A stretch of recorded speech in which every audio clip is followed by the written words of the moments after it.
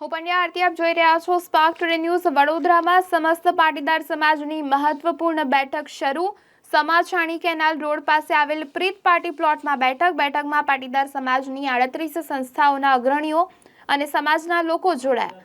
કડવા અને લેઉવા પટેલ સમાજના આગેવાનો વડોદરામાં પહેલીવાર એક મંચ પર સમસ્ત પાટીદાર સમાજ અગ્રણી ઘનશ્યામ પટેલનું નિવેદન।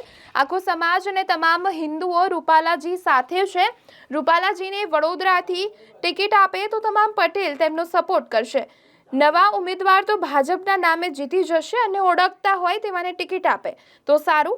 રંજનબેન ભટ્ટ શું ખોટા હતા? ઘનશ્યામ પટેલનું આ નિવેદન સામે આવ્યું છે। બસ અહીંયા પટેલ સમાજવાળા બધા ભેગા થયા છે અને એવું નક્કી કરીએ કે ભાઈ આ જે ચાલી રહ્યું છે રૂપાલા સાહેબનું એનું સમાધાન થાય। અને બધું પેપરમાં પણ આવી ગયું। મવડી મંડળે નક્કી કર્યું કે ભાઈ રૂપાલા સાહેબ ત્યાં જ લડશે।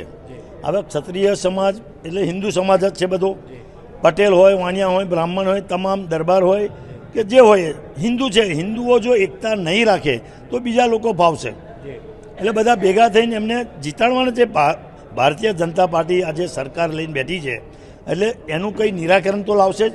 ઉપર મવડી મંડળ નક્કી કરે એ પ્રમાણે આપણે રહેવાનું છે।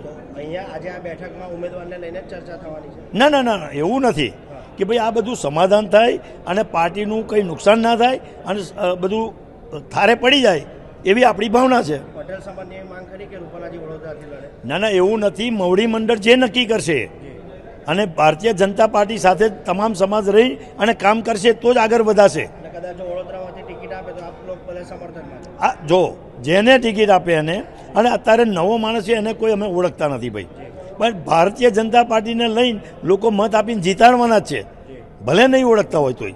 પણ બદલે તો એના કહેતો રંજનબેન શું ખોટા હતા અમારું એમ કેવું। એટલે રૂપાલાજીને આપે તોય ચાલે, રંજનબેનને પાછા આપે તોય ચાલે। બરાબર।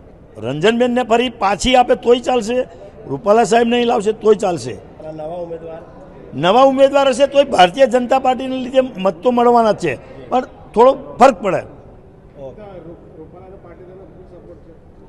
રૂપાલા સાહેબને પાટીદાર એકલા નહીં, તમામ હિન્દુ સમાજનો એમને સમર્થન છે બધા। આ થોડી ભૂલ થઈ છે એ માફી માગી છે અને માફી સ્વીકારી લે ક્ષત્રિય, એ આપણા હિન્દુ જ છે।